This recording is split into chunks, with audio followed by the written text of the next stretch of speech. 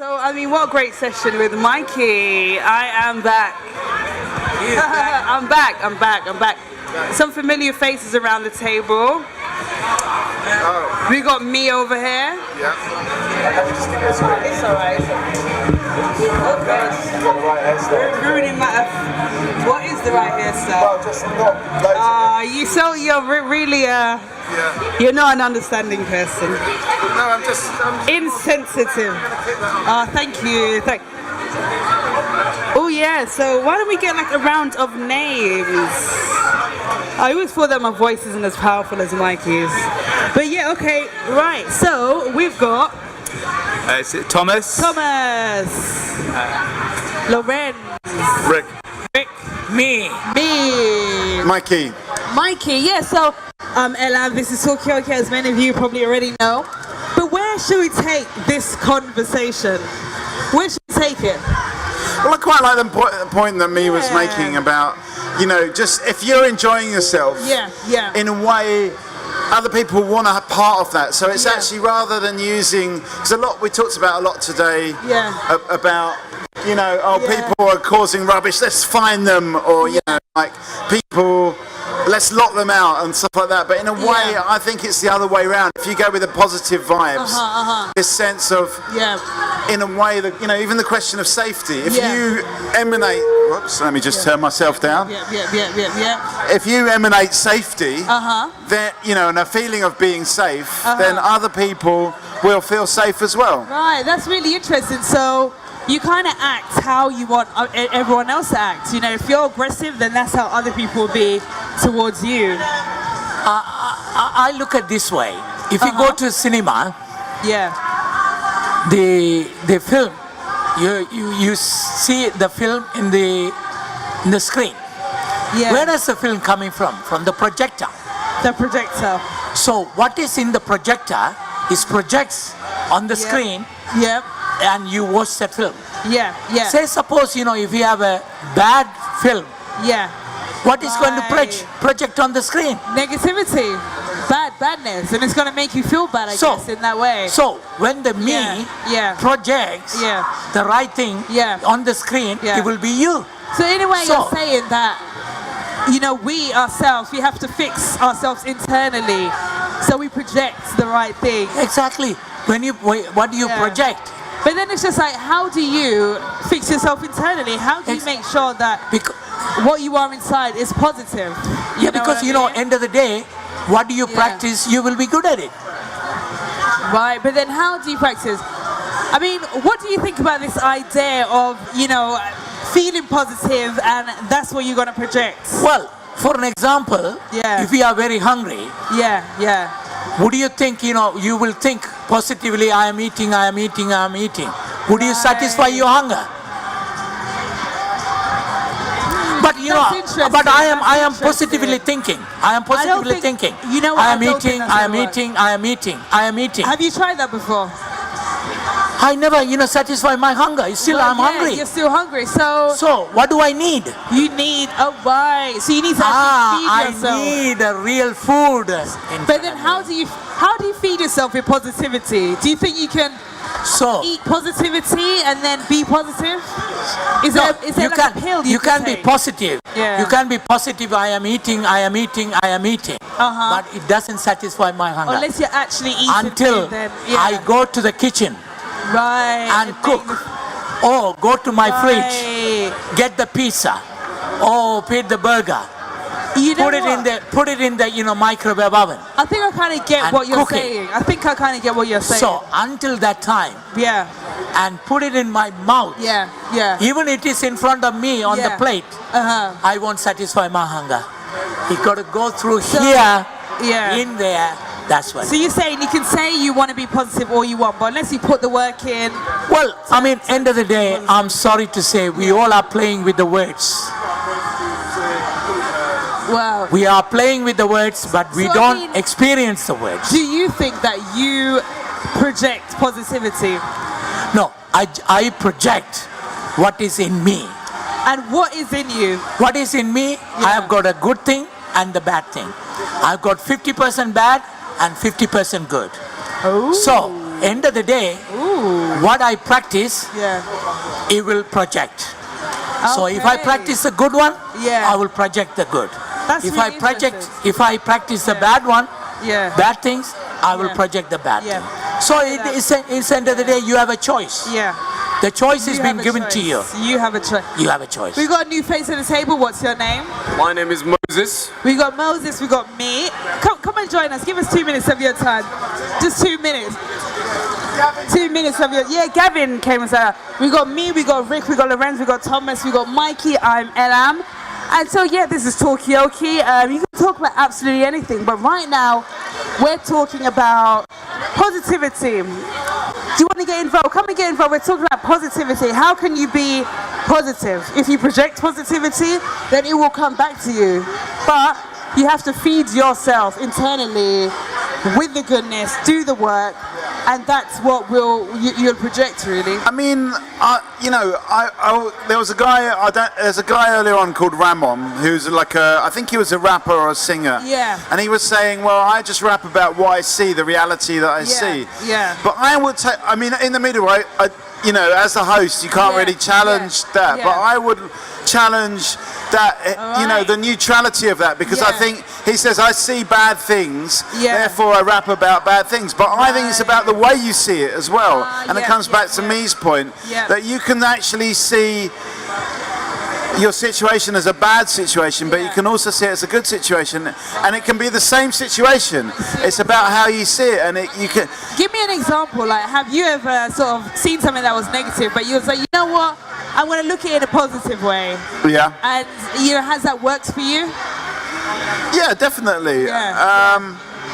Like, for example, today somebody forgot their camera for this event, and you could see that as a negative thing, but actually it's a positive thing as well, because it's a learning experience. And next time that person's not going to forget the camera. You know what? That's true. That's true. What should I say? Yeah. Right, so for a couple years now, I've always thought bird poo on you is a negative thing. Yeah. It really isn't. At the end of the day, some people say it's good luck.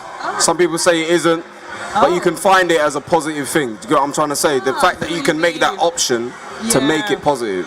I mean, have you had bird poo on you before? I have several times. Oh wow. So you must be one lucky guy then. No, I don't think that's what it is. But it could be, you see? That's choices. True. Maybe you need to look at it in a different way, You need to look at it in a different way. Like when I was growing up and I was getting very horribly short-sighted, I always used to think, oh, this is a curse. Oh, really? This is really bad. But then I suddenly at some point I came to realise that actually, we all are given that, I can see, I live in a time when we've got amazing optical technology, and I can still see, and I can, we live in a wonderful time, and instead of being upset about the fact I can't see as well as, I don't know, this man over here. But you know what? Do you think I can actually, I'm actually should be appreciating what I can see, and the fact that I can see, and that I can have contact lenses and glasses and all these things. Instead, I'm just, when I was a teenager, I was like, oh, why have I got such bad eyesight and everyone else can see better? Do you see what I mean?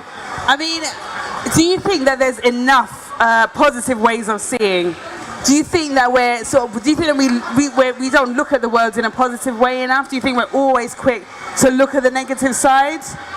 Maybe I'll put it out there to those people, but it looks like everyone's a bit busy at the moment.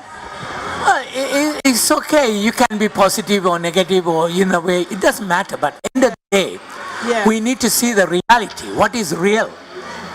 Yeah. That's all about. It does come down to the real. So what is real?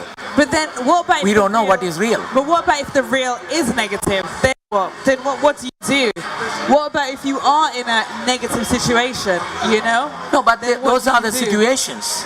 Those are the situations that we have. But what is real, we don't know yet. Yeah. What is real? Oh, hey, how's it going? Oh, it looks like you're get involved. I just want to break the little conversation a bit. How was ping pong? Was good. It was good, I enjoyed it. Yeah. Does anyone else play ping pong around the table? Occasionally. No, I'm not at an expert level, but occasionally. Right. I get competitive though at it. Yeah. I just hate it when I have to go and run after the ball. But anyway, going back to the point is, so I mean, you have to deal with the. You look really great on the flyer, actually. Yeah, you look really great on there. This little flyer. See, I get slightly scared if someone is always positive. If they're completely positive all the time, it's slightly freaky. It's like, what? Surely there must be some negativity in your life, or are you just like? It's like it just scares me sometimes. It's like there must be something. Yeah. Yeah, I think just hiding something. It's like are you just building up some like trauma in yourself or something? That's a really interesting point, actually. When someone's always positive, maybe they're hiding something. I mean, is that true? You know? Rick over here was just saying that whenever he meets someone who's always positive, he gets a little bit scared because it's like, are they human? Like, do they not have feelings? You know? Maybe they're hiding something. I find the best way to get rid of that negativity is to swear and curse, and then you're like that negativity just like goes out of you, and then you can be positive again. So I'm just going to put it. What do you think? Some people around the table, they were saying, like, you know, basically you can choose to be positive or negative, but sometimes when you meet someone that's always positive, it's a little bit kind of scary. You kind of think, oh, maybe they're hiding something. This person can't be real. Let me grab your name.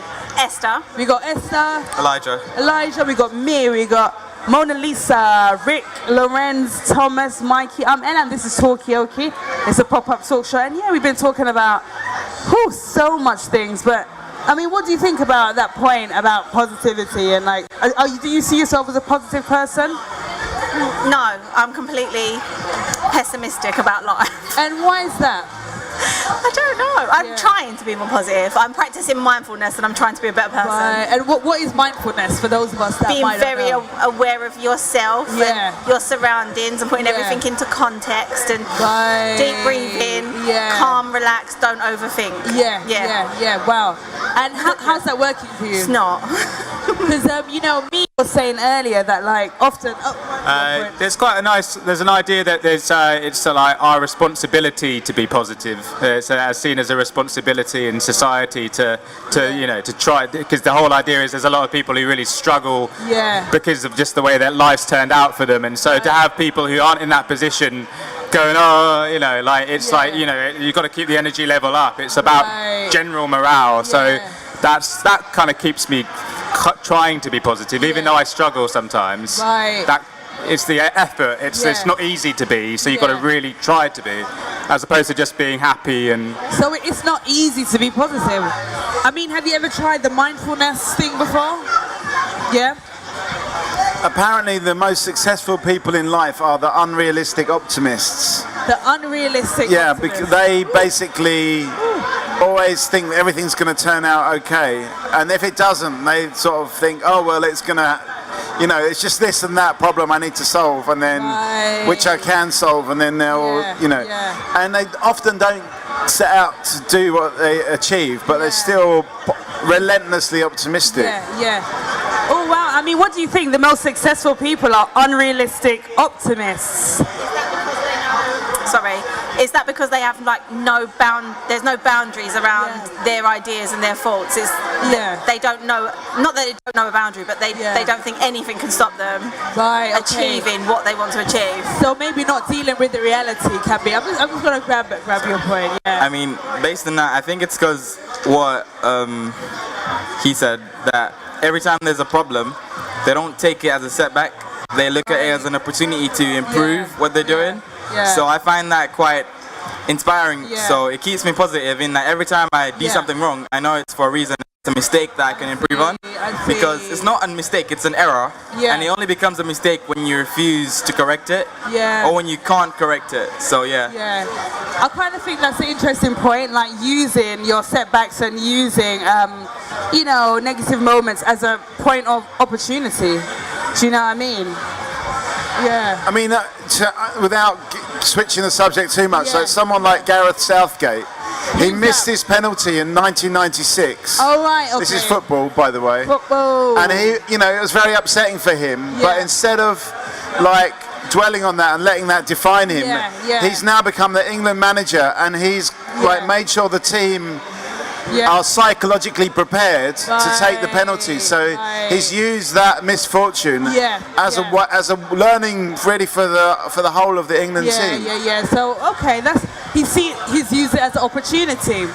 And the other thing is, to me, we're talking about success people. I want to know what is success. That's a good point. What is success? Well, what is success to you? Well, to me, I mean, it could be, this could be, maybe people cannot accept this one, or people can't see this.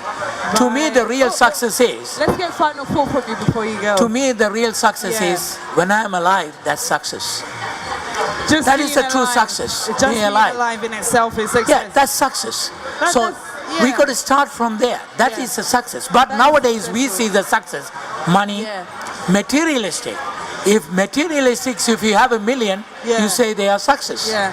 But that is not the real success. I'm just gonna put it out there. I mean, what is successful to you? I mean, me says that just being alive is successful. Is this true? Like, what do you see as being a successful? Making a good fan to keep you cool in the hot sun? Come and talk about it. Fair enough. Well, let us know how it goes. But yeah, I mean, I know. Are you saying? It seems like you got a point. Right. Let's get a final thought from you before you leave us. I actually read a quote from Gareth Southgate yesterday that says, "Success isn't final, failure isn't fatal, and it's the courage to keep going that matters." Say that again. Success isn't final. Failure isn't fatal. It's the courage to keep going that matters. Right, and why did that resonate with you? Because success. So if Gareth would have scored the penalty and won the World Cup 20, I don't know how many years ago. 54 years ago, is it? Something like that. 52. That defines a success because you've won. Right. But then what comes after that in your life, that moment, you've done it, it's done. You need is to keep going to new challenges. You've got to keep going in whatever your challenge is, whether it's then to become the manager or just to have a normal life with your family or whatever is important to you. So it's the courage. Yeah, that's really interesting. But it's interesting that you say just the bare fact of being alive, that is success. You know what I mean? But then have you always felt that way, or no? Did this? That's what I want to know. Like, how did you come to think this way? Because I think younger people would think success is Kanye West and having a Rolex and a Bentley and a big house. What about when you were young? What did you think? I am still young. It's just I'm a little bit with them. Like Kim Kardashian's living the life. So you see that as success. That's successful. But as I am getting older, I'm thinking actually the fact that I've got my own house is really good, and I've got my own car, and I've got a good job, and I really enjoy. And it's still materialistic. I understand, but I'm moving away from that. I've got a happy family. Right. That takes hard work more than a job does. It's going back to that mindfulness. Like, just appreciating the moment you're in. What you do have. Yeah. You know what I mean? That's really interesting. But I want to kind of find out, as a younger person, let's know how it all goes. As a younger person, like, what do you see as success? I mean, personally, when I was growing up, I used to find success as, you have a family, you have a successful car, you have a business or something like that. But obviously, after growing up, I find that success is keeping yourself happy. So doing whatever you can do, be it however small it could be. Maybe it's waking up, brushing your teeth, and just making sure you're clean, you look nice that day. That is success enough. And the fact that someone compliments you or something, that just builds it up even more. But like, it's not always about having that business, material things. So it goes back to that whole being alive thing. I just want to ask one thing, because say suppose I have a Ferrari. Ooh, fancy. Ferrari. I'm successful in life. Oh wow. I have a Ferrari. I'm very happy. Imagine that Ferrari is gone. Something happened, I don't have the Ferrari. Right. So where is my happiness gone? So before I had the happiness, dependent on the Ferrari. So my happiness is dependent Ferrari happiness. It's not my true happiness. Because it's external and it's material. So when my Ferrari disappeared from me, my happiness is gone.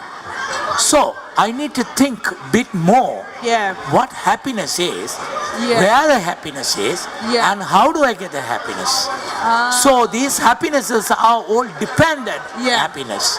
Depend on something. Okay. And also I need to leave as well from this. Okay. So, okay. Okay. Very, very nice. Like you've left us on a really good kind of point, actually. Is it? And come back. I feel like you always come and drop some good nuggets of information. So, well, I mean, you know, I would suggest that if you get a Ferrari, you also need to take out an insurance policy. So if that Ferrari goes, you can get another one, and then you can stay happy. You may not have happiness, but you'll have peace of mind.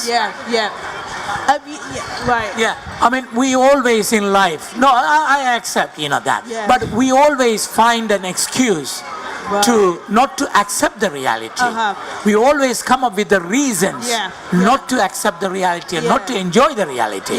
No, what you say is absolutely fine. We all have to have the insurance. So the insurance is going to give me the thing back or something. But that's the excuse. So actually, if we don't look at that now, because I can tell a story as well. There is a story too.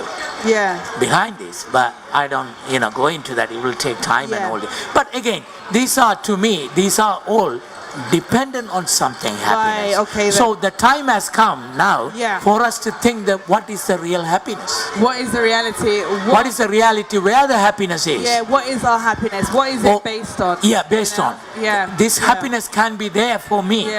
Even whether I have a Ferrari or whether I don't have the Ferrari. You know what? I kind of want whether I have a house or whether I don't have a house. I'm going to put it out there to everyone else. Like, right. Okay. Are we happy? Are you happy? Okay. Are you happy? That's a good.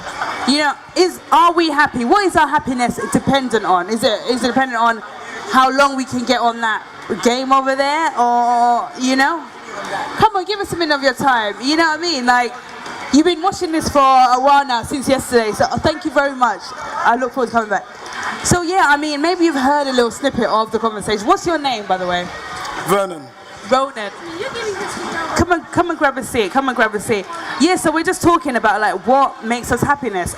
Me was just saying happiness is always dependent on something, but when you take that thing away, then what? Are you not happy? He's the analyst or whatever. He was just saying that he had a Ferrari, but when the Ferrari got taken away, was he still happy? So I mean, what do you think? What does happiness mean to you? What makes you happy? Well, as you're saying, happiness comes from what you want. Yeah. Now, sometimes what you want and what you need will determine how happy you are. Right. Yeah? And are you happy? I say right now, yeah. And what do you need something to make you happy? Like, what's your happiness dependent on? If I'm going to be fully off school, it's like I'll say my health makes me happy. Good health. Right. Okay. Yeah. Then, Obviously, money helps. Yeah. We could like cars, houses. Right. The external things. Yeah. But if your health isn't good, you can't enjoy those things. So it kind of comes back to like you. Yeah. You have to sort of find that security within yourself, really, whether that's through health or your mental state, in order to... To go one further, is say, if you have peace of mind, then you're more likely to be happy. That's a good point. I'm just going to grab Mona Lisa's point quickly, and then, I want to say that most of the people, they get happy just because of money. And if they think about money and they're happy just because they got something like Ferrari or whatever, the true happiness, it doesn't mean money. The true happiness is peace of mind and everything. And when your kids are in good health, when your kids are good, they're healthy, you know what I mean?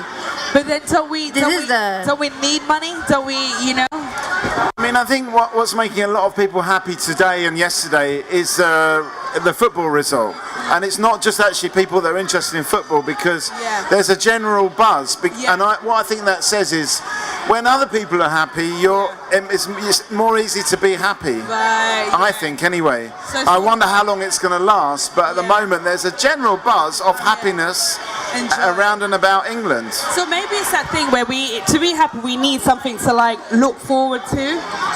What do you think? I want to bring you into the conversation. Like, I've got to give a final thought because I've got to go and meet somebody. okay. But I was just thinking that, like, I've never met this child before, and I've never met this woman before. And what I like is that you can come to places like this and sit with a complete stranger, and they can trust you with their kids on a sunny day, and that makes me quite happy. I mean, that's you know what that's I mean, not that's right? not a regular thing. That's Exactly. a good example of community. Yeah. And it's probably the more remarkable thing that's happened to me in the last couple of days. Yeah. Regardless of the football results. All so right. you know. All right. Cheers. Yeah, you know what? Oh yeah, all right. Well, great. I kind of find that point quite interesting because, you know, we've been talking a lot about like community and see, look, he's missing him already. Like, we've been talking a lot about community and people feeling isolated, but here we are. I don't know this Mona Lisa, but she let me sort of like have fun and look after her son as well as my friend. So isn't that community? See, look, he's crying now. So yeah, so maybe like this idea of like isolation and people not trusting each other, like where does it really come from? Is it really true? You know what I mean? Like I'll say for like community in itself, coming from a Caribbean background, stems from family. Yeah. Because even if you don't know someone and you live in the same street, you get that trust. Yeah. Whether it's negative, well, I say positive trust. Yeah. But within that community, you look out for each other. You may not speak to that person, but you know that's part of your community. Right. Okay. So if something goes wrong with them, you look out for them. So you don't necessarily have to have a conversation with them, but it's all about seeing. Yeah. Do you think we kind of like see each other enough? Like, have you seen everyone on your street? No. The way the flats and the buildings now kind of cuts you off. And how are the flats in the building? You know, like when they're building the tower blocks, all that kind of stuff. So you could live on the same floor as someone and not see them. That's so true. You know, earlier, the gentleman from that table over there, he was just saying how on his street over Christmas, he invited like all of his neighbours to come round for Christmas dinner. Yeah.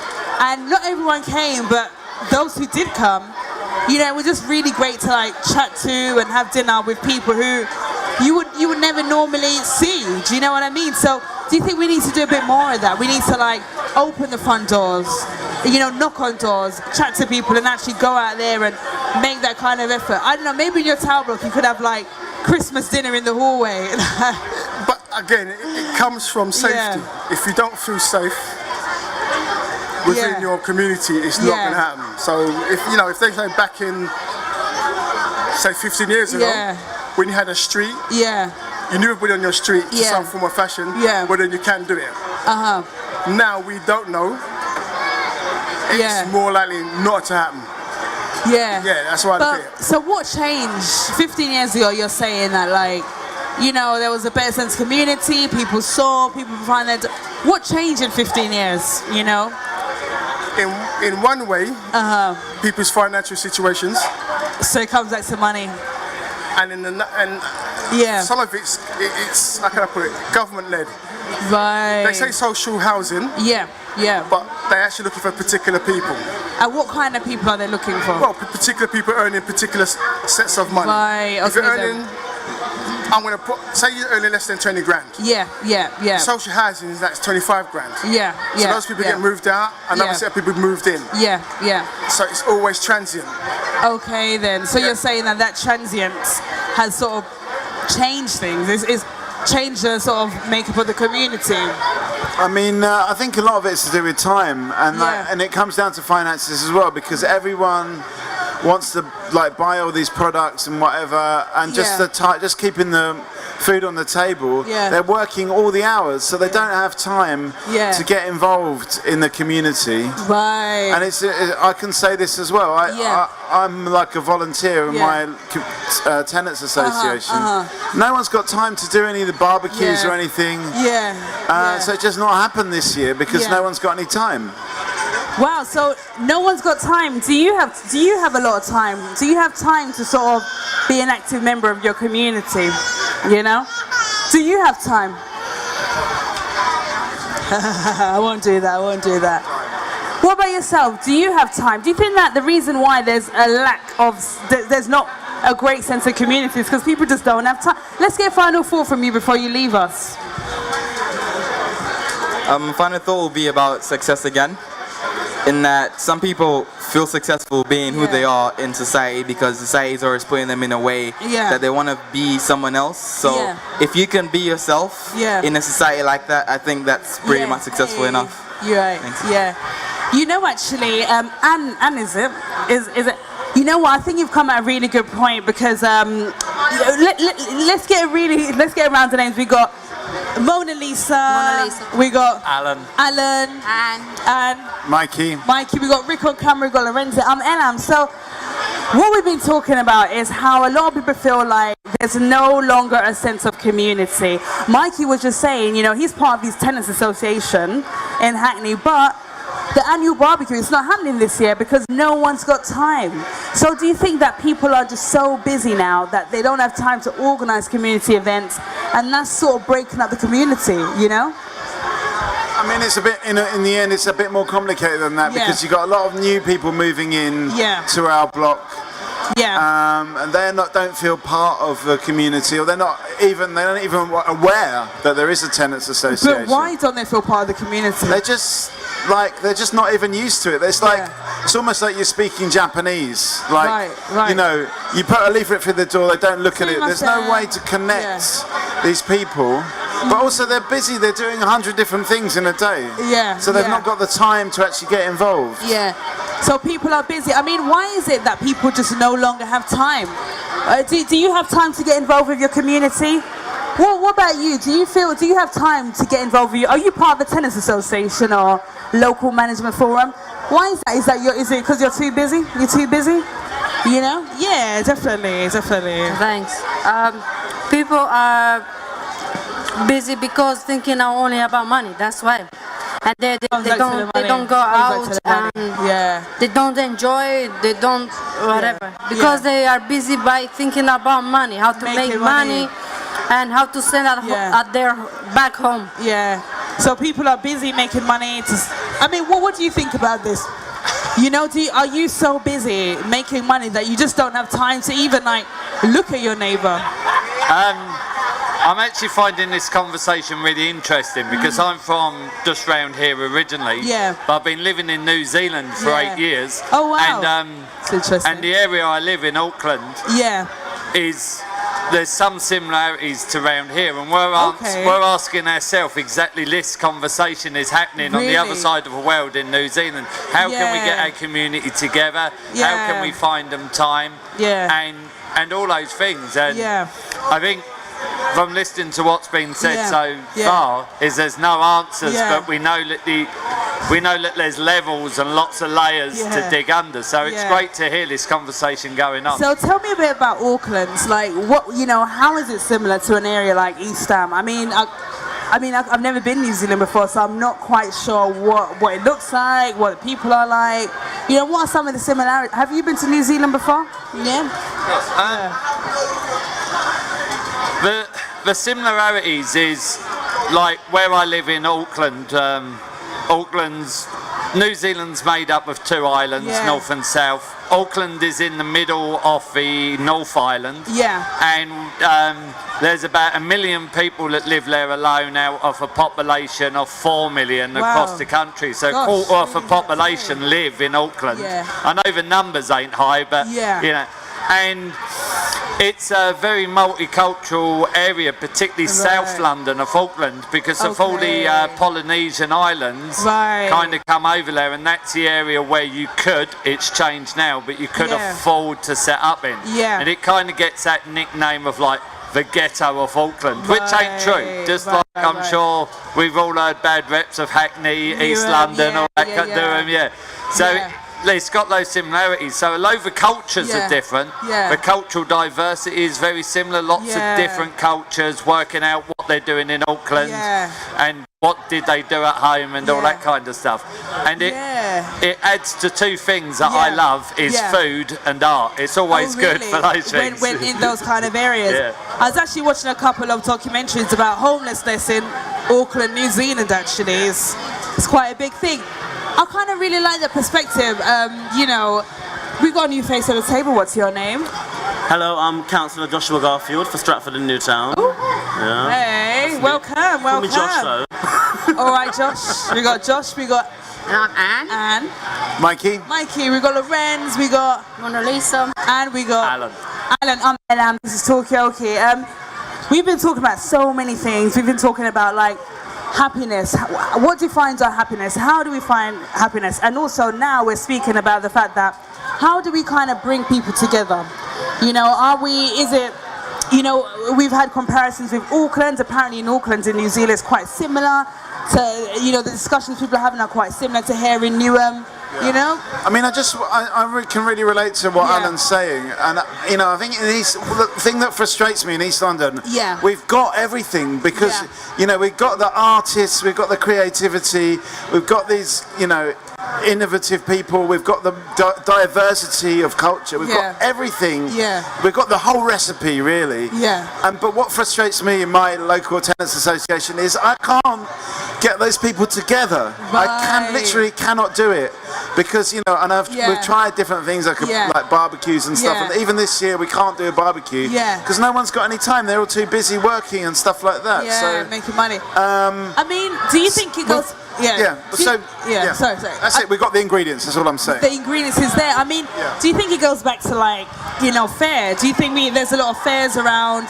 You mentioned that there's new people moving in. You've got the old people there. Do you think there's a lot of, you know? Fair about the unknown. Like maybe these communities they don't know each other, so there's a lot of fear surrounding it. So they don't know how to communicate with each other. So I mean, how do you bring communities together? How do you get different people talking to each other? We got Mikey here, and he's struggling to like organise a barbecue for his community. I mean, imagine that, something as simple as a barbecue. And we've got Alan here from Auckland, New Zealand, and apparently it's quite similar to. Have you been to New Zealand before? Come and find out a little bit about it. Hey, give us 30 seconds of your time. You know, we need to look a bit busier. You know, we're looking a bit empty now, but really great conversation. You know, I mean, what do you think? Are you from Newham? Let me grab your names actually. Sorry. Anna. We got Anna. Martin. And so so you're from Newham. I live in Stratford, and I've always lived in Stratford my whole life. Grew up there, so for me it feels very much like it's my community. It's where I live. But there are always a lot of new people that move in. And Newham as a borough is quite a transient place. People are moving in, they're staying for a few years, they're moving out. And especially with the way London is right now, people do move around a lot. And you live in 5 and 6 different places in a 3-year period. That's quite common. And I don't think there's a problem with that as such, because that's how people like to live. However, wherever you move, you immediately become part of that community. I think you do, right? And it's about embedding yourself in that community, knowing that you need to knock on your neighbour's doors and say, I just moved in, right? I'm next door. I'm here for 6 months, right? But just so you know who I am, you know my face. I'll be in the block, right? And then finding out what goes on in that neighbourhood, that community. What can you do together? I'm gonna have a little housewarming and invite you around. It sounds so small, but it's crucial because that is why everyone in my block knows each other. But it's also why people in my friends' blocks have no idea who they live next to. So did you do that? Did you knock on people's doors and like chat to people? I mean, what made you want to do that? What made you want to chat to your neighbours? You know, were you scared? Were you afraid of doing it? Like, I wouldn't say I was scared or afraid. I mean, you're always nervous meeting new people. However, for me, it was a case of I don't want to live somewhere and not know who I'm living next to. I do want to be part of that community because otherwise, what's the point in living there? where you live is not just a place to sleep and eat. Yeah. That's your home. Yeah. And your neighbours are close to you. That's really, really important. You know what? And on that point, actually, we were speaking earlier about the fact that people said that when they knew their neighbours, they felt a much better sense of security and they felt much safer. So instead of needing like CCTV cameras, you got your neighbour watching out for you, looking out for you. I mean, I want to bring you guys into the conversation. I mean, what do you think about this idea that when you move into an area, you automatically become part of the area, and perhaps you should try and like get yourself involved with the community?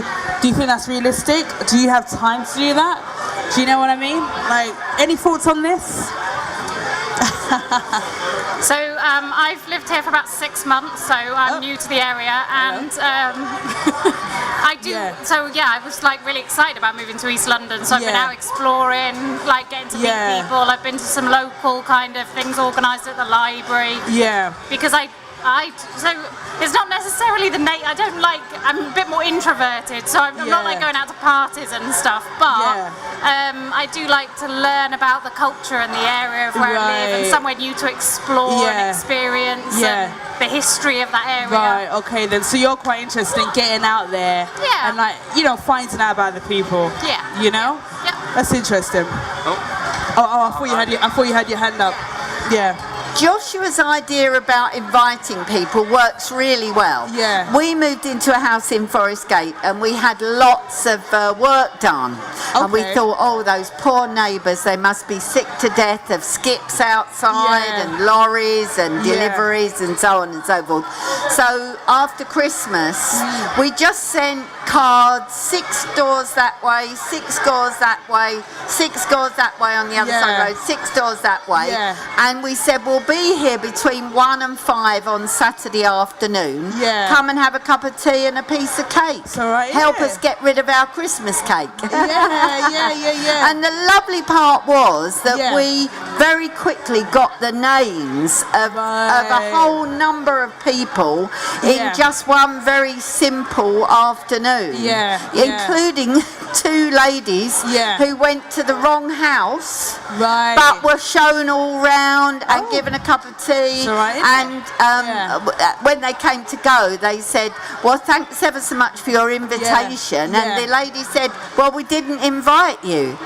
Did you have an invitation like this? And she said, yes. So they said, right, you're meant to be over there. Oh my God, wow. So at 4:30, our last people arrived. But it was just a very good way, a very good way to learn people's names and to begin to get to know them. And quite cheap and painless. I'm just going to grab the name of the new face at the table. What's your name? My name is Wasanda. Wasanda. I mean, what's really interesting, come and get involved with the conversation. We're talking about, just chatting to your neighbours. Something as simple as, let's get a final thought from you before you leave us. Let's get a final thought. It's all out there and everybody's happier when they've got human contact. It's about the human contact. I am because we are. Here we go. That's a good quote to leave on. I just want to say, like, earlier, a lot of people are talking about the fact that they don't necessarily want to, like, go all up in their neighbour's house, but just seeing, like, the face behind the door gives you a sense of, security again. You know what? Okay, we got some new face at the table. Let me get your name. A fake one, if you want. Look. Yay! What should I say? What's your name? Tinjila. Tinjila. Oh, nice. Go to the TV, don't you? Lovely. She goes to the TV and radio. Wow. Oh, okay. We can get you involved. What's your name? Mohammed Rahman. Mohammed Rahman. So I just want to sort of find out about, like, what about yourself? When you moved to Auckland, like, what kind of, what did you do to sort of integrate yourself in the community? Or is that something that you've just come to sort of realize that you want to do? Or how easy was it for you to kind of, get involved with the community? I was quite lucky. Going back many years, I became a activist. And when I moved into the area, my wife's parents lived in that area and knew what was going on. And they was going to build they had plans to build a motorway through part of where we lived. So I heard that there was a group opposing it, went along to find out, and I got to know the community through that. Yeah. But it is, I think, is it Josh?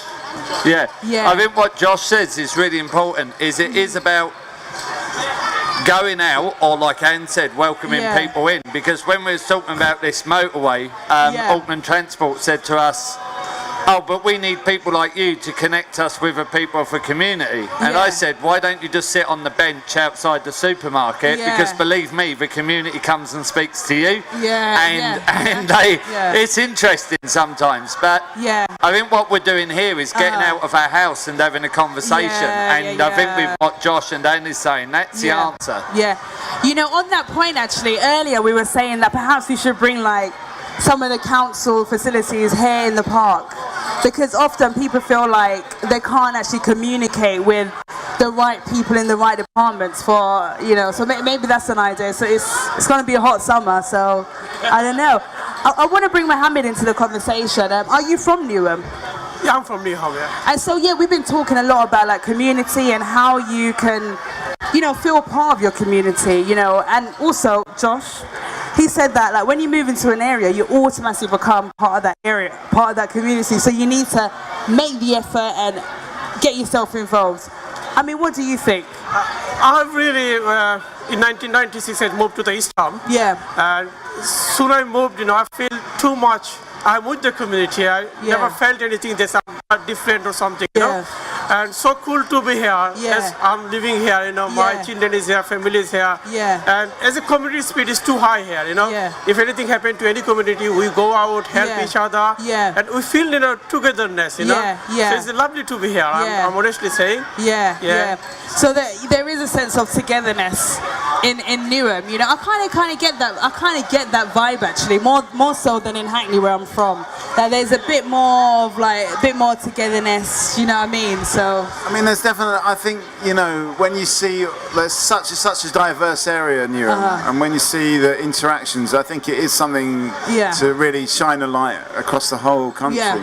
But I was just going to go to Alan's point about something that Margaret Thatcher said. There's nothing like a real crisis, and you know, sometimes it's the crisis that gets people together. Like in our block, I only got involved in the Tenants Association or Tenants Committee because they were trying to sack the caretakers. And like we suddenly started a campaign. And then so I didn't even realise there was such a thing as a Tenants Committee until the Tenants Committee was trying to sack the caretaker. Then I got on the committee to try and stop. Then I got sucked into it, and now, you know, I ended up being the chairman.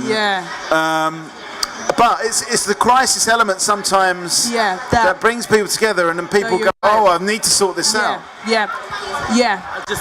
It doesn't have to take something bad for us all to come together. But you are right, it does happen. But I always say this about my family. The whole family is together when there's a funeral. And it actually takes a lot of planning and a lot of organisation to get the family together when something bad hasn't happened. But it's the same. I mean, I'm a local councillor, so I understand that when something bad is happening, people rally together and they contact me, and suddenly they know who all their neighbours are. And that is brilliant, but it shouldn't have to take that. We can come together when good things happen. We can come together just because we want to say hello. And I understand, being an introverted person, you don't really want to put yourself out there and say hi to everyone, but it's about, you know, saying hi in the morning when you see each other in the hallway, right? Or if it's a house, just on the street, getting in the car, getting on the bus or whatever, you know, so that when I do see my neighbours in the supermarket, I'm just saying hi. You're right. You know, that's really important. Just knowing who you're living with, because you are part of the community, even if you're the person who no one speaks to.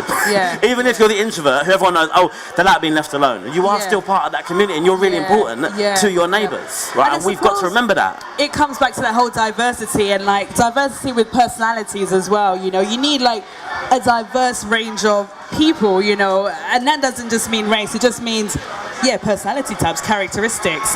But what I find interesting is, you know, we talk about Newham being quite a transient place, and I like the fact that we've got someone who is from East Ham and has moved to New Zealand, and we got someone who has recently moved into Eastham and has been here for 6 months. So I kind of like that. And you've been here since 1996, and, you know.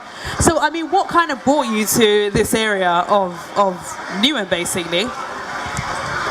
It was the only place we could afford to move to. You know, I thought that might have something to do with it. we pride ourselves on being an affordable borough. Yeah. We pride ourselves on being an affordable borough for people to live in. So no, but that's really important, actually, having affordable housing. People also are very friendly here. Yeah. So it's nice to live here. You know, everybody smiling, acknowledging each other. You know. In my community where I live, there is not a single day we don't say, you know, my neighbors, hello and hi. I never say, when Bill is at the door, you'll say, where is going Muhammad? I'm coming back, you know. So it's so cool to be here. Even though when we're walking in the street, we're acknowledging each other, even the other side of the road, we're blinking each other. It's love to be here. It's cool to be here. I lived before in, first I was in Hampstead Heath, then I moved to the Kent. Bexley Heath. Then I moved here. So to me, you know, when I see people around, it's no problem. I People take it easy. friendly. It's a part of my community, part of my member. People are friendly. Cool, everything, you know. And what is it that made you leave this area? That's a really good question. Because long story short is 2008-ish, me and my wife is a New Zealander. We was living quite a good life in London, but we felt that there could be something else. So we went and did a bit of travelling, and we ended up in New Zealand. And then we just kind of stayed there, and by chance things just worked out for us. We run our own company, we go into schools and do science shows. And like, you know, everything just kind of worked out, and we threw everything up in the air and got rid of everything to make it, if there's something else, it has to kind of appear, and it did, and that's where we're at now. So that's why New Zealand's home for now. That's really interesting, actually. But East London is a magical place, and I've only been back here for 3 days now, and it's just like I'm buzzing with it, and this conversation is beautiful. Really, wow. And the England game, come on. Oh, hey, you know. I'm just going to grab this new face and say, what's your name? Howell. Howell. I just wanted to say before I go, everyone around this table has got enough energy to bring into their community, enough so that they've come to this table to sit down and chat on a microphone with people who you just met today, which is a massively brave thing to do, so well done for that. Bring that energy into your community, whether you live on a road or in a block. Bring that energy to your neighbours, and you will find yourselves closer together with the people that you live near. Right, and with that, I'm going to hand you over to Howard. Oh yeah, right. Yeah, so thank you very much. Yeah, definitely. I'm just going to grab a little point from Howard. I mean, I don't know if you kind of heard anything that we've been talking about, but my gosh, haven't we covered like a wide range of topics, from what makes us happy, what defines our happiness, you know, how do we remain optimistic? And a lot of that has, you know, being optimistic, a lot of times it comes from, you know, being secure in where you live, loving the place that you live. And it seems to me that quite a lot of people sitting around the table, they really like Newham, they really like being here. And, you know, it's all about how do you develop a better sense of community.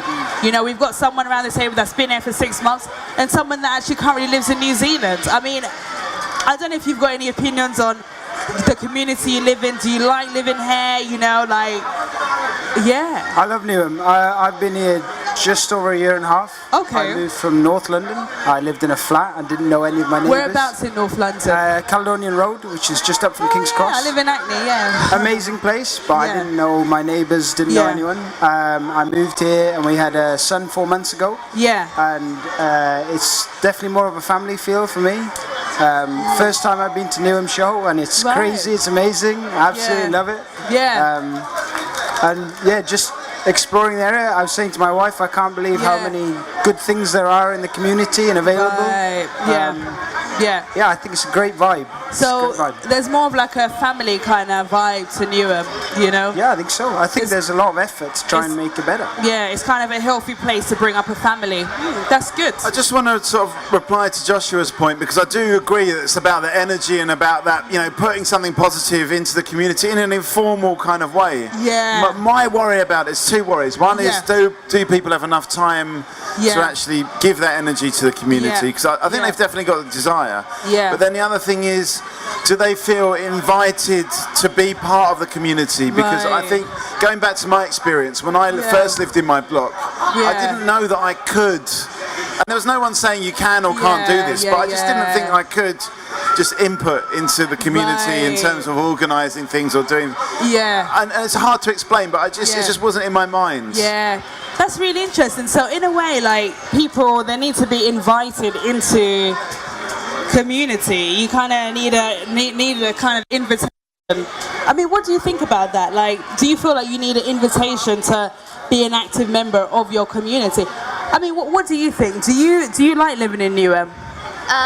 Yeah, I was born here, so yeah, it's a really nice place to live in, and I go to a primary school here, and I'm going to move to secondary. And do you feel part of your community? Do you see yourself being here in the next 2 years or 5 years or so? Yeah. Yeah. And you got friends here, and yeah, I know a lot of people here, and most of my family members. Yeah. Okay.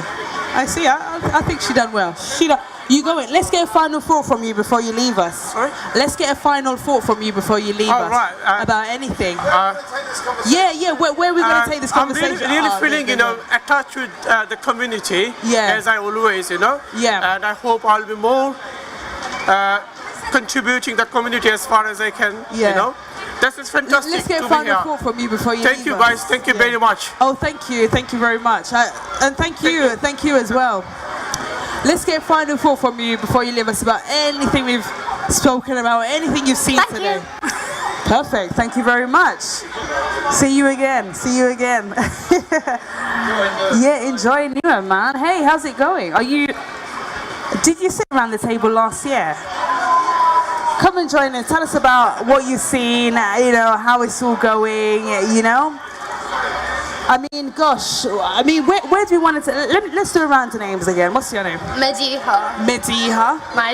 Baisha. Brad. Alan. Mona Lisa.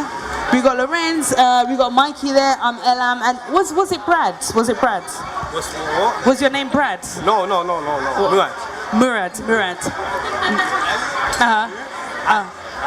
Murad. So yeah, nice one, thank you. So yeah, I mean, gosh, at the moment you've just caught us at a really interesting point. We were just having a great discussion about, how do people get involved with the community? But we can kind of take the conversation anywhere you fancy. We could talk about absolutely anything. That's what's really great about Talkaoke. You get to chat about subjects with people you wouldn't normally get to sort of talk to them about, and you realise that there's quite a few common issues that people have with each other.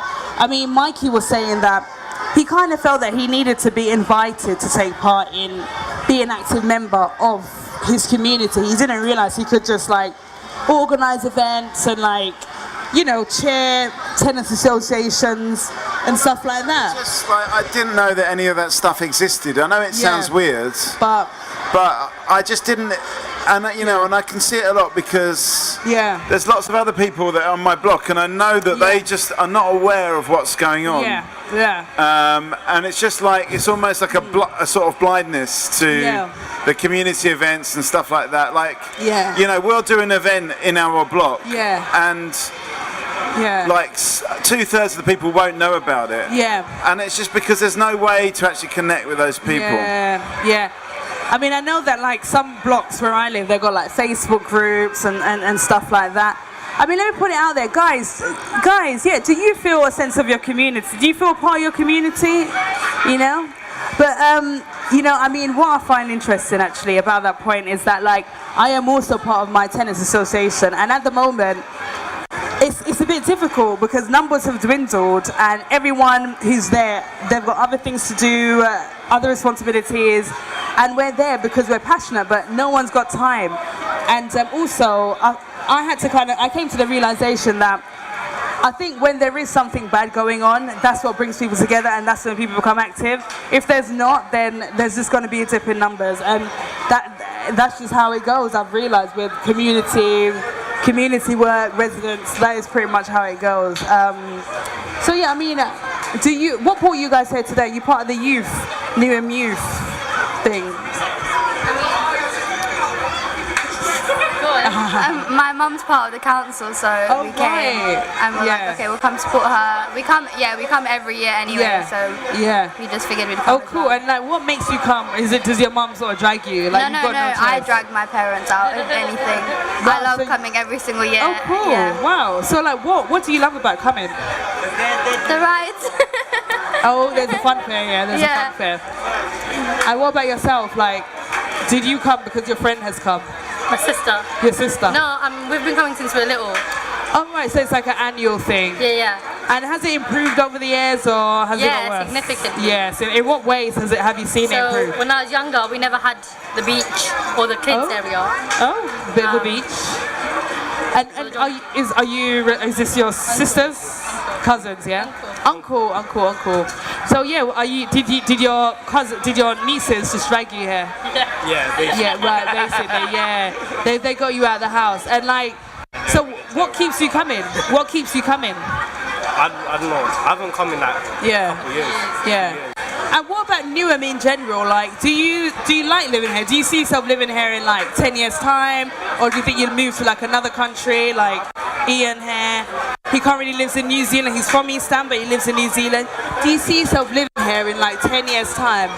I mean, it depends, because I can see myself living here. I'm definitely like a very Newham person, like whatever. But you know, it depends on life takes you, innit? Yeah. it depends on your job. Yeah, pretty much the same. Yeah. Depends where my career goes, all that kind of stuff. I wouldn't want to leave. I like it. Yeah. You'd like to stay here, yeah? That's really interesting. What about you? Do you think you'd like to stay living in Newham? Yeah, I want to stay here. Yeah, you want to stay here? Yeah, I feel I've been living here since long time, so obviously. Oh, you're back. So obviously, I want to stay here. Yeah, you are gonna stay. You are gonna stay. I mean, do you like living in Newham? We've got a bunch of people around the table coming from all different places around the world. Are you from Newham? Are you from East Ham? Mikhail. My eyesight's not so good.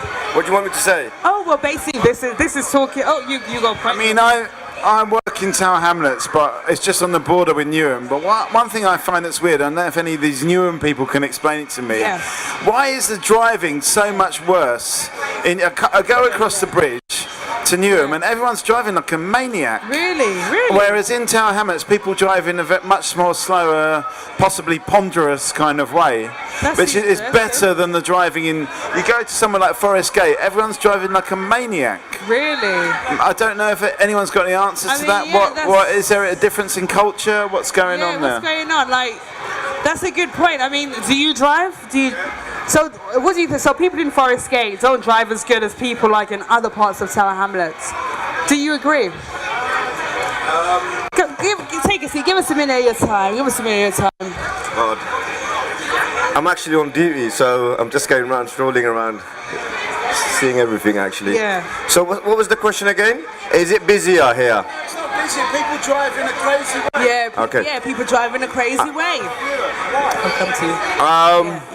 I haven't noticed that, but I've noticed more crazy driving in Tower Hamlets. And there's a lot of humps there because of that. So my experience is very different because I live both in Tower Hamlets and in Newham. Yeah. So my experience is a bit different from this gentleman here. Yeah. So it could be actually the way, the structure of the road. That's what's making people drive in a different way. No, I just want to say that it's really busy and people drive mad. Yeah. So do you think there's a good relationship between pedestrians and drivers? I mean, what do you think? Do you drive? Do you think there's a good sort of relationship between pedestrians, drivers, cyclists? Let's get a final thought from you guys before you leave, or is it just one person? I don't know. Yeah. What do you mean? Just about absolutely anything. What you're going to go and see, or Any final thought? I'm gonna go look for my mom. You're gonna go look for your mum, yeah? Okay. You're staying. Great. Yeah. Perfect. Yeah. Actually, I don't drive, but most people seem to tell me that I actually drive them mad. So I suppose that makes me a driver. There's that. Yep. There's that. Yeah. But you know what? How do you drive someone mad though? How do you drive someone mad? Because earlier around the table we were talking about like happiness and like how people can be happy. Somebody was saying that they're practicing a new thing called mindfulness because they're always pessimistic. They're always just irritated. So I don't know, maybe whoever you're around, they need to be a bit more mindful. You know what I mean? Yeah. Maybe you're right. Maybe I'm right. I think there is a certain thing about like if you can wind somebody up, if you can tease them in a gentle way, it's actually quite fun, and it becomes an interaction. So I think there is a little bit of sometimes if you can tease people, I'm going to get your point. Then it is fun. It is fun. Okay, so it's a little bit fun to sort of tease people, play with people. Yeah, it's okay. I don't know what topic now we are talking really. Right. Okay. So at the moment, it seems like the conversation's kind of switched gears a little bit. We're just talking. We were talking about quite a bit about our community and feeling part of the community, but now it seems that we're talking about like how to wind people up. And in fact, sometimes when you make people a little bit irritated, they can actually. It can be quite entertaining. It can be now quite I can fun. understand that. When you said the community, when the U is missing, it's a committee, not community. So that's where the problem is. When you are in the committee, you can drive any way you want. But when you are in the community, when you are included in that, then you will take care of it. So that's my answer. And that's your answer. That's our thing. Okay, thank you very much. Yeah, definitely. I think what he's just said is quite a good point, because I think in Newham, comparatively, there's more people coming in, new people coming in. Yeah. So they don't yet feel like a community. So if they're driving, then as he said, they might be driving like they don't mean anything, none of the business, you know what I mean? So there's more rough driving. But when you start living in it and your children are growing up, your parents are here, elderly people in the streets, then you'll be more mindful about who's on the road and who's crossing the road. Stuff like that. So I thought that's a good point there. So did you say let me get a final thought from you before you leave us. Hello, mate. You alright? You got a balloon? That's awesome. Come and join us. We're talking stuff. It's great. Anyway, sorry. Beautiful. There we go. Everyone act natural. Nice one. So I'm just going to leave my final thought.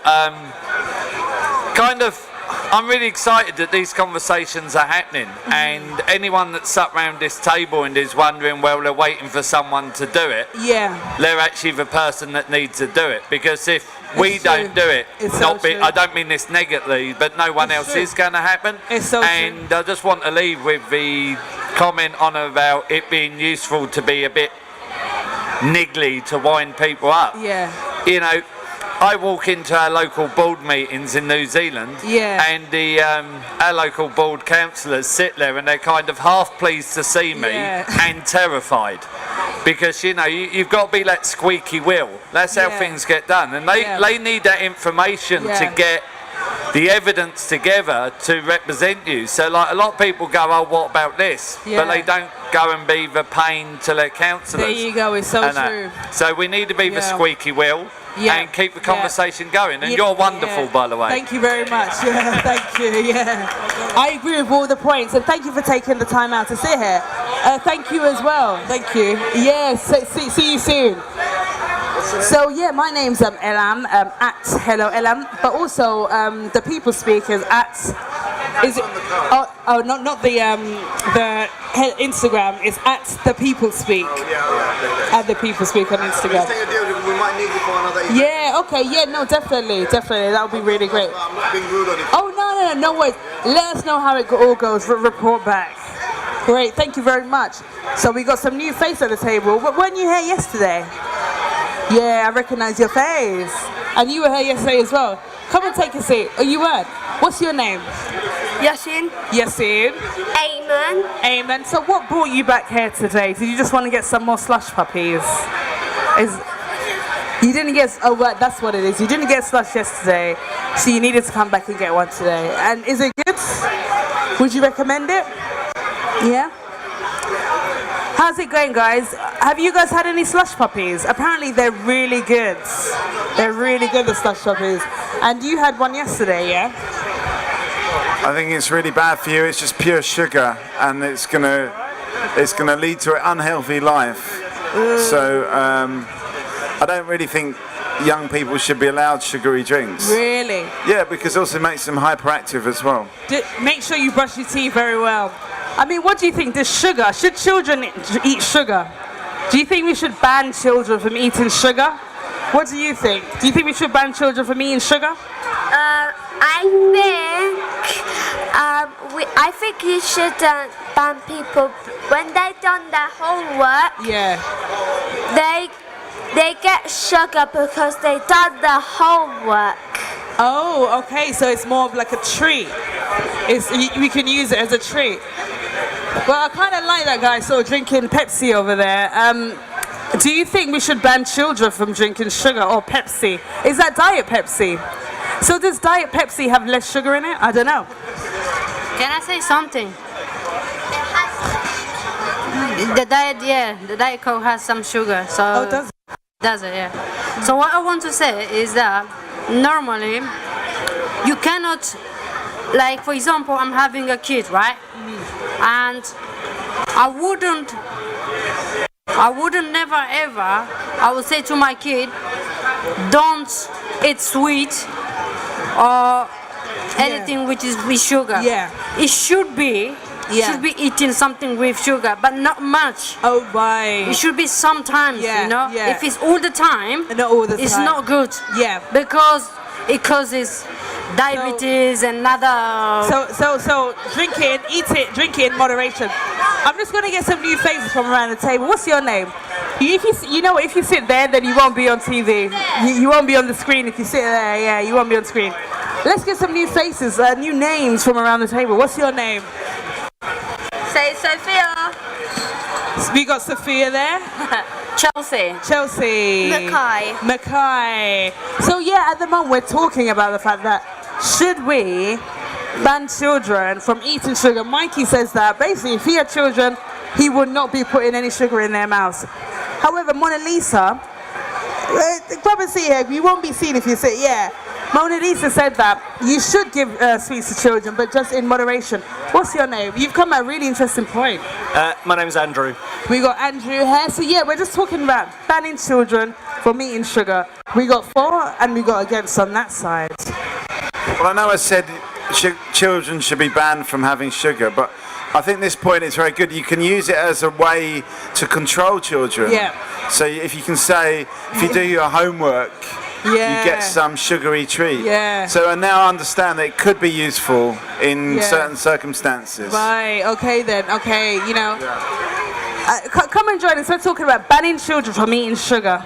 Did you eat much sugar when you was a child? I mean, yeah, oh, you got a point. I still do. I'm not having anyone telling me what I can or cannot eat. All right. Okay, basically, sometimes children have tea with sugar, and then my mom said to not eat sugar all the time, or you might get diabetes and you might get injured. If you eat too much sugar in the hot sun, you might get sunstroke all the time. Really? Wow. So sugar plus sun. Thank you. My point is, sugar is given to kids in replacement of healthy food. Yeah. Sugar makes children so ill. Even in children's cereal, you'll give them, and it just says in 130-gram bowl of cereal, that is over a child's recommended sugar intake just for one day. Then they're given juice on top of that, sweets, things like that. Even the diet things have a synthetic sugar called aspartame. Oh wow! That is just another level.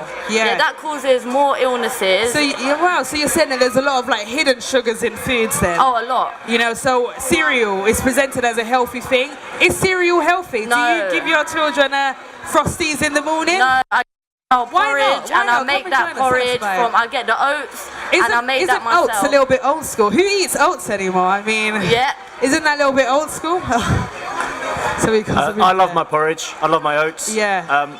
But I have to put something sweet with it, fruit or honey or something like that. It is natural sugar. Yeah. Personally, I don't think we should ban children having sugar. I'm thinking of myself and my sweet tooth. I'm thinking how wonderful it was as a child going to the shop and getting pick and mix and those wonderful sweet treats. Yeah. Right. So it's a bit like what you were saying, moderation. I'm actually a school teacher. Right. And I would say ban children from having sugar during the school day. Right. Why is that then? Sometimes you could tell if a child has had lots of sugar, they can be a bit hyper. Yeah. Energy drinks is the big issue actually, more so than sugar. Or sweets. But I think part of being a child is having sweets and chocolates, and I think it's wonderful. And, and I wouldn't want to deny that to anyone. But it's all about moderation. But you know, at school, who's giving the children sweets? Because surely they've got like a healthy school dinners. I mean. Can I say something? Oh yeah, sure, definitely. I think personally I would use a fruit. Yeah. You know, all different kind of fruits. Oh, let's get final four to make it more interesting for the kids and my kids. Even my grandchildren, they love it. Yeah. It's like blueberries, cherries, strawberries. Yeah. So mix it with the cereal, and then it makes it more really naturally interesting, sweet. nice and colorful. Yeah. So it's not very sugary. It's not very. Right. So it's colorful. It's very healthy for them. But it's good for you. Yeah. You know, before I get you fun for, I just want to find out actually, like you're a school teacher. Do you think there's enough education around like diet and nutrition? We had a gentleman before saying that, like, well, he doesn't need to be told what to eat and what not to eat. But do you think there's enough education in schools surrounding like health and like nutrition? Yep. I know they cover that in food technology. I know they cover that in PE. Yeah. Okay. And I know they cover it in personal, social, health and economic education. Whether it's enough or not, I'm not sure, but there's a lot of information out there. It's not something that I teach. Right, and what do you teach? I'm an art teacher. Oh right, I see. But the students love fruit. Yeah. They absolutely do. There's a primary school here in Newham, I can't remember the name of it, but I was told about this last week, who have fruit bowls in the class, and the students could just get up, help themselves to fruit at any point during the lesson. And I did a lesson a few months ago where we were cutting up fruit to take photographs of them. Yeah. And the students would just devoured all the fruit. Really? They do like fruit, definitely. People, if you present it to them, then they will eat it. I know you got to go, so I'm going to get a final thought from you before you leave us. About absolutely anything you've seen today, anything you heard around the table. Big up Newham. Well, I have to say, Newham's got a lot of positivity. People are quite positive in Newham. People are quite positive. I just want to say, like, my friend, has been trying to give up smoking, and he's actually a former medical doctor, and he went on a course of how to give up smoking, and all they did is told him, oh, if you smoke, you're going to get cancer, you're going to get heart disease, He knew all of those things already. It wasn't that he didn't know the dangers of smoking. He was addicted to. I think with the sugar, the kids know what the dangers of sugar are. But it's not the same as actually being addicted to the sugar and like loving to devour the sweets and stuff like that. Tell me about it. Oh my God! Wow. Sugar has been scientifically proven to be more addictive than the hardest class A substance out there. What it does to your brain, the chemicals it releases in your brain, is more addictive. That's what people need. That's what people do need to be aware of. Anyway, thank you. Oh God, thank you very much. I mean, wasn't that like a heavy point to leave on? Right. I want to say about sugar. If in your mind is not to give sugar at all to your child isn't good, because if you don't give nothing at all and never, isn't good for the body, because when he's gonna grow up and when he's gonna try to eat sugar, it will cause him very bad diseases or who knows, because his body is not accepting, and he didn't get used to the sugar. I see. So it should be sugar also, but not much. So you're saying that we need to give children sugar? I mean, how any are type they of gonna... sugar, any type of sugar is good to give, but not much. So maybe fruit sugar. Let's get final thought from you before you leave us. I love Newham. It's wonderful. I've been living in Newham for a long time. And I love it. God bless Newham. Thank you. Thank you very much. Oh, well, thank you. Thank you. I mean, definitely. What is so great about Newham? What is so special about Newham compared to other parts of the country? Or is it just the fact that you live here? Come and sit down. Come and sit down. I'm just... Newham, not building social housing and building apartments for sale for rich people. You know what, I think you should take a seat at the table and let's get involved. I do want you to sit there. I certainly do. Yeah. You know what, let's find out why. Let's find out why. Stay there, stay there. So I want to know if you can answer that question. Like, what is it that you like about Newham? What is it that you like about Newham? It's multicultural. And we got all different race, different everywhere, and everybody is getting along very well. And so that's how, and everybody it's really wonderful. So that's why I love it. Wow. So I hope that answers your question. Thank you very much.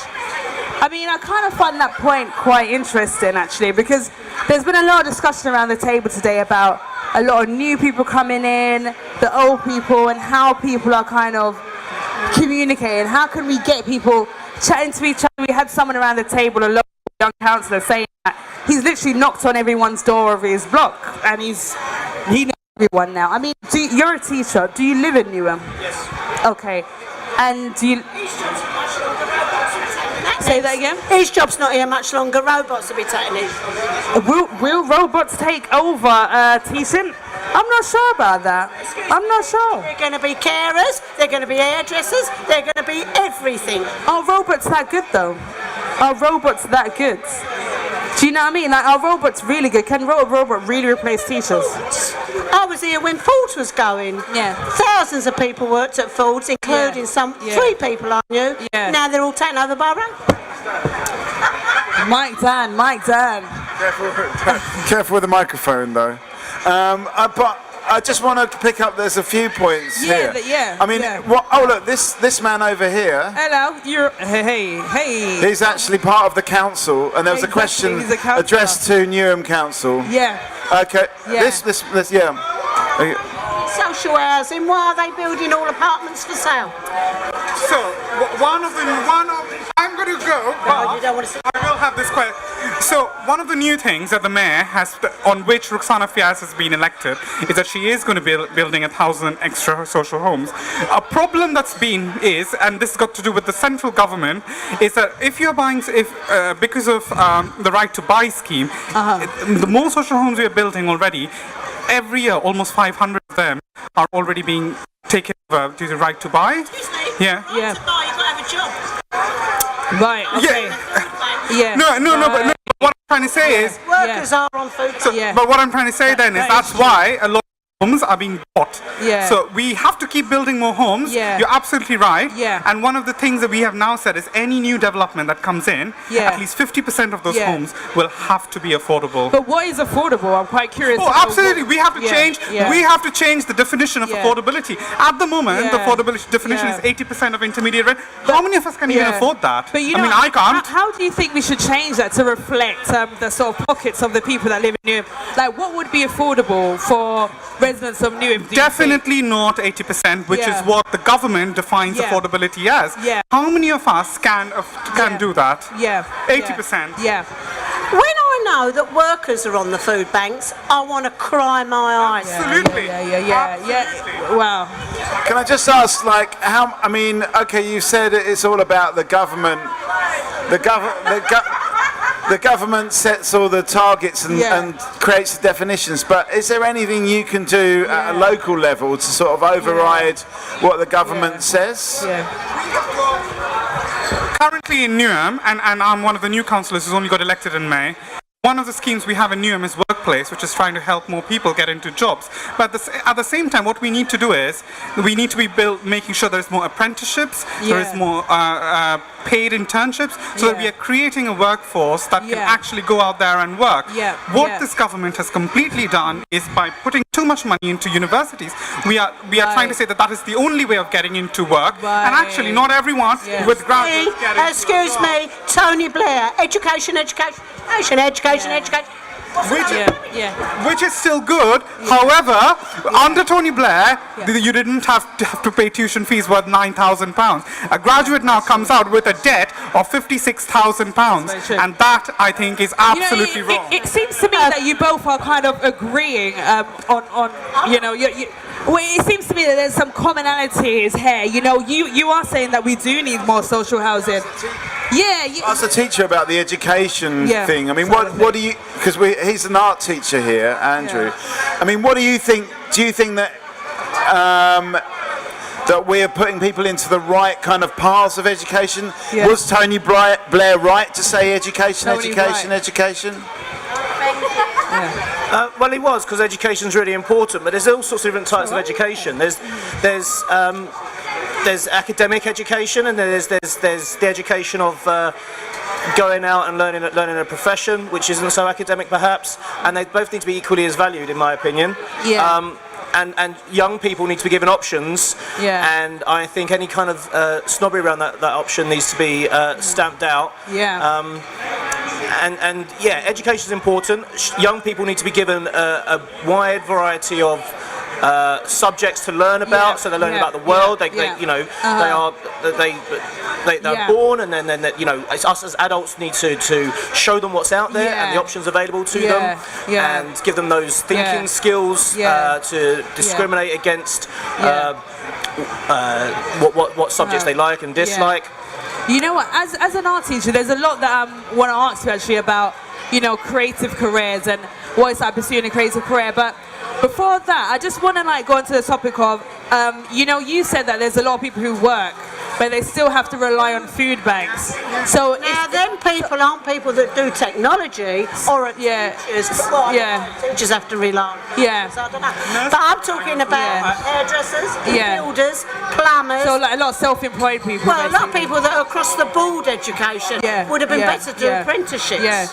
So you run a food bank. So you're seeing the face of these people coming in. What kind of people are coming into the food banks? You'll be surprised. Doctors, nurses, police, firemen, teachers. Coming into food banks. I mean, what is it? A lot of people think because they're in all these jobs, they're getting good pay. Right? My daughter's a nurse, and she's still relying on a food bank. The property she's in, she's being charged £1,800 a month for a rent, and the council have said we can't help you. Right. She's a nurse. There should be a cap on rents. I think there should be a cap on rents. I know they're fetching in the new 3-year minimum rent, council, that you can rent a place. It's coming in, isn't it? 3 years and upwards. But there should be a cap on rents as well. So basically, what it is it just the amount of money that we're just not earning enough money to survive in London? Is that what it is, or is it just that rents are just too expensive? Do you know what I mean? It's a mixture of different things. Most people are paying almost 50% of their wages on rents, and that is not at all fair. Final thought from you. Okay, go on, give it. Let's get final thought from you before you leave us. You really dropped us. I'll give you a thought.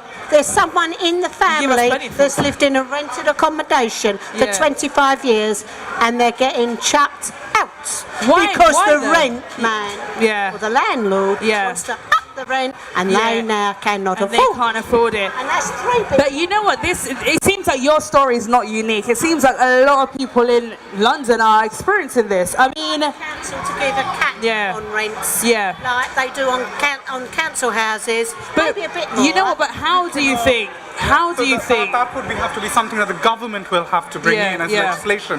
The council does not have the power to put that. I would love to put.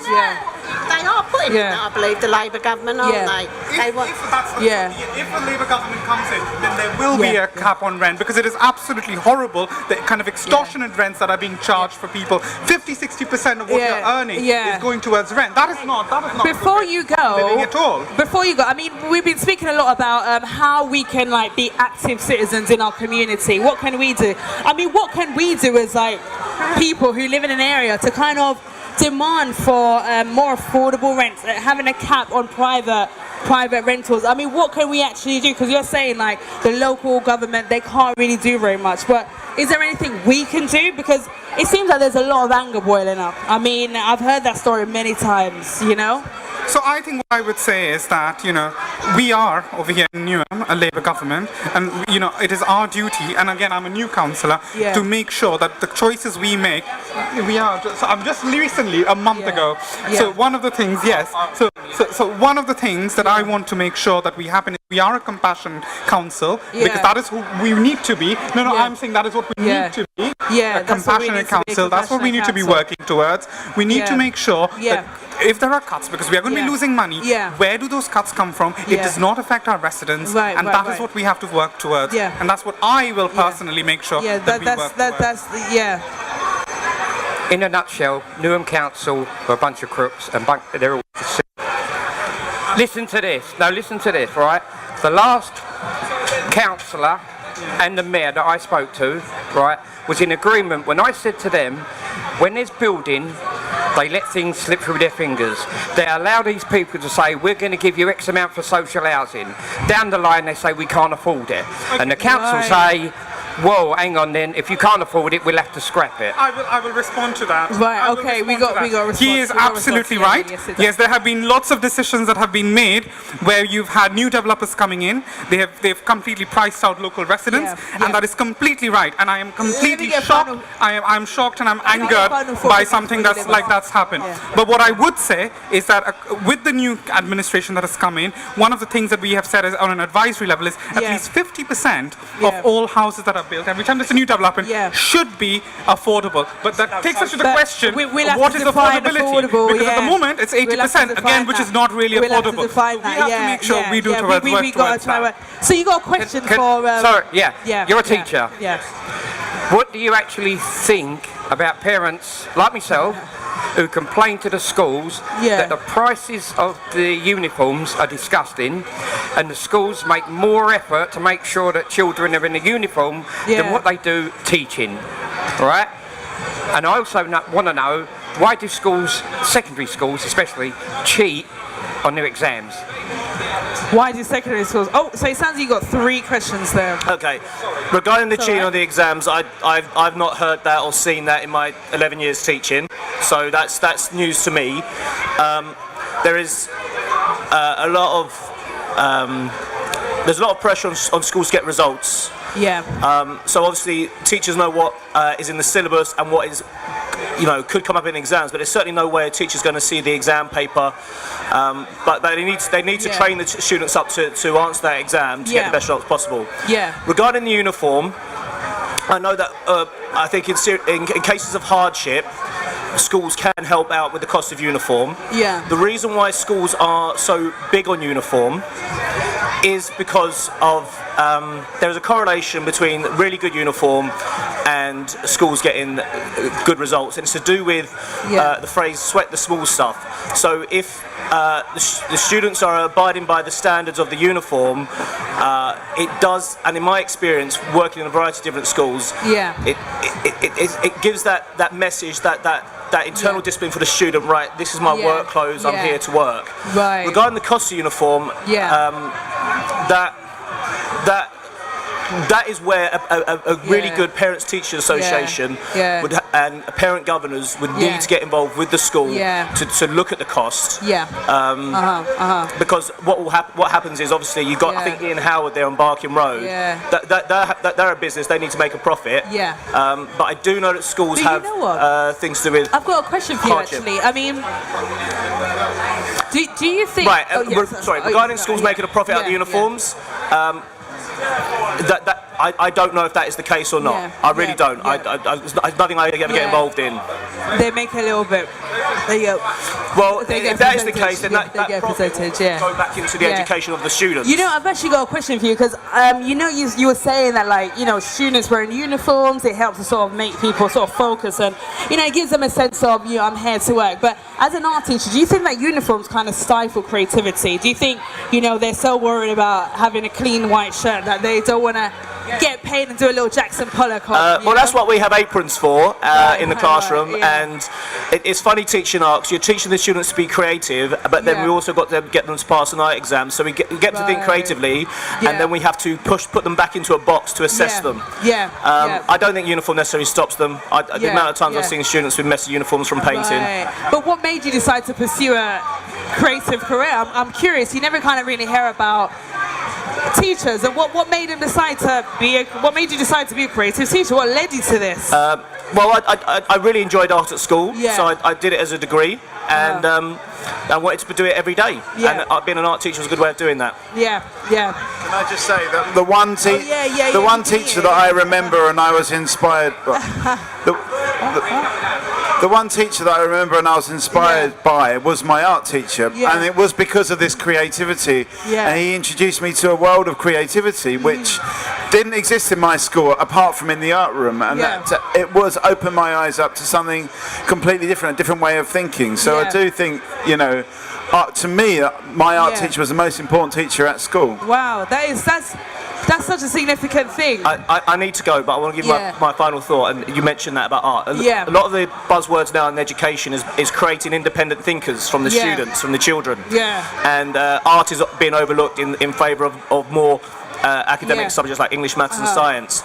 However, what art does, regardless of how long a student pursues it for, is give independent thinking skills to the students because of the creativity involved. And I think the government are being short-sighted by marginalising the arts, such as drama, music, as well as fine art. And a lot of students love those subjects, but they're being pushed down an academic route because they're very bright and they'll do well with the essays. But we are losing a section of our culture, students who thrive with drama and music. They're not getting that all-round experience. But, before you go, I just want to quickly ask: Do we need creative people? Do we need that? Do we need it? We do. Yeah. Thank you very much. Carry on the good work. With creative people now. We've got a model railway club. And we decided the children were coming in and looking at it, and we decided to hold a children's event. We've now got 7 children who are building model railways. They're not using computers, they're using their hands, their eyes, their brain. So creativity is needed. You can't. My biggest thing, and the council know it, if the entire system collapses, internet collapses, how are they going to teach? Because everything's done by computers, we need to not their please. hands. I'm going to put a little call out. I mean, we've spoken about a number of it. Is there enough affordable housing in Newham? And what is affordable? What is affordable? I think in this point, I don't know what this guy's name is over here. What is Peter. it? Peter. Keith, sorry. Keith, sorry. I think I want to go back to the point that the councillor made. There's a lot. Okay, maybe Newham could do more, but the thing is we've got this austerity agenda where we're supposed to be, apparently we've got no money, but at the same time, in the same breath, we hear that rents are £1,800 a month. So there is money because somebody's making quite a bit of money. So to me, I can't believe that anyone for one moment would buy this austerity thing, and the fact that we've run out of, we obviously haven't run out of money, but that austerity has had such an impact on our communities, on everything, on teaching, on housing, and it's something we just don't need because there's plenty of money here. Money's all over the place. Austerity, do you believe in it? Is there money everywhere? Come and give us a minute of your time. It does seem like there is a lot of anger surrounding housing, Is there affordable housing in Newham? I mean, it seems like people are happy to live here, but it seems like time's running out. Do you know what I mean? It seems like time's running out. Do you know what I mean? Yeah, I'm okay in the middle. Yeah. So I mean, I think that's really interesting. This idea of austerity. We're being told that there's no money. There's cutbacks on health. There's cutbacks on education. You got like teachers, nurses having to like rely on food banks. I mean, it's crazy, right? And you're literally on the front line of food banks. Do you know what I mean? Why is that? You know, and what can we do? You know, the councillor said that 80% of market rate is affordable housing. But obviously, he knows he's a local councillor. He can't even afford it. So, I mean, what are we going to do about this? He ran because he knows the solution.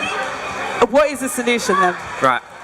When there's a big building project going on, the London Borough of Newham get what they call a Section 106 money from the builders, right? And it's not a small chunk, it's huge, right? Yeah, I know about that. If the council had enough brain, they would say to these developers, right, you're building 10,000 new homes.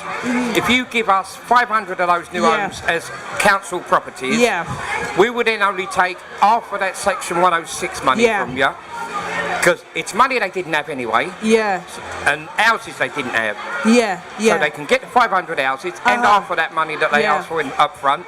It's a win-win for the council. Once they sign the contract, the contractors can't back out. So why do you think that one of my problems, I feel that sometimes, it's not about my opinion, but why is it that the council aren't holding these developers accountable? You know, why aren't they demanding more things on Section on 106 money? That's all Section it bounds 106. Because the Section 106 money they get in, it's supposed to go on certain projects, but the council use it for whatever they want to use it for. So we kind of, as residents, we need to sort of monitor that a bit more. I think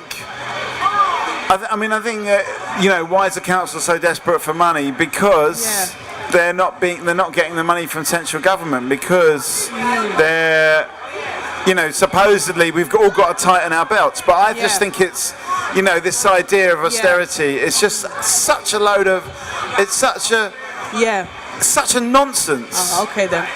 All right. Then. Okay. Let's get a final thought. Let's get a final thought just in case. Anyway. Final thought. About absolutely anything. Don't believe everything you hear and see back. from either the government or the council. Thank you very much. Thank you. That looks really nice actually. Thank you very much.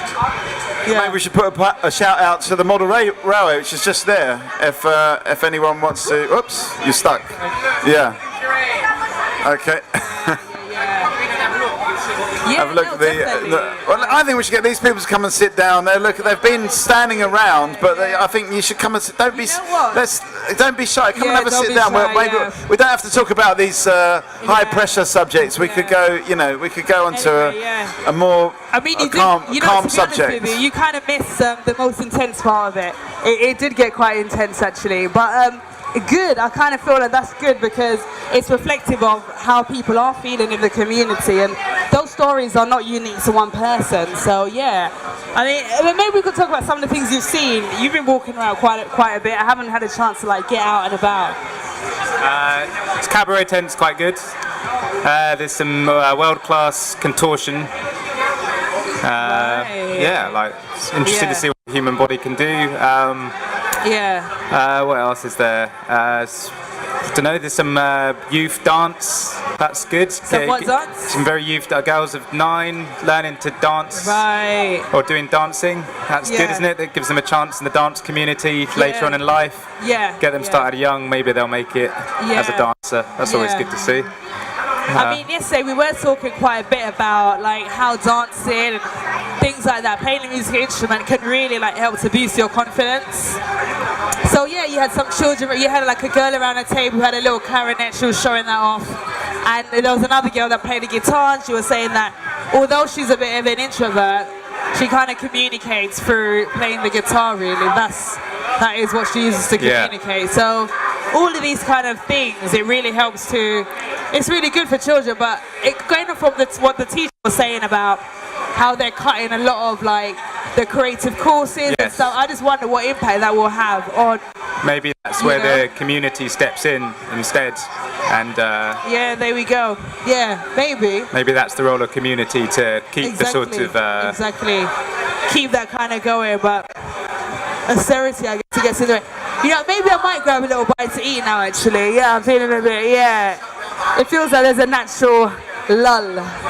Naturally, it got really intense and then it dips. Yeah, it's that kind of 3 o'clock, 3:30 sort of, lull. And I think it is a good time, maybe just to sort of down tools and get some snacks. Don't you think? So. But maybe we should just get some final thoughts from let's those get some final thoughts. or an initial thought from this guy over here. I don't know.